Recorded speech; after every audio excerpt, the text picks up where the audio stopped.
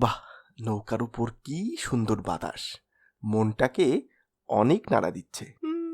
মাথার উপরে নীল আকাশ, নদীতে অনেক জল। এ কি, পেটের মধ্যে কেন করছে কলকল? এখনই কি নামবে ঢল?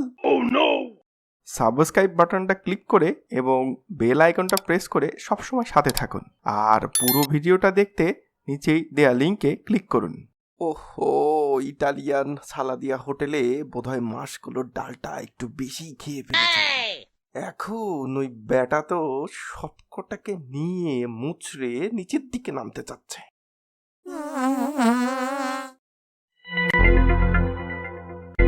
আহ, এখন কিছুটা শান্তি লাগছে। কি গন্ধ! কি গন্ধ! কি গন্ধ রে বাবা!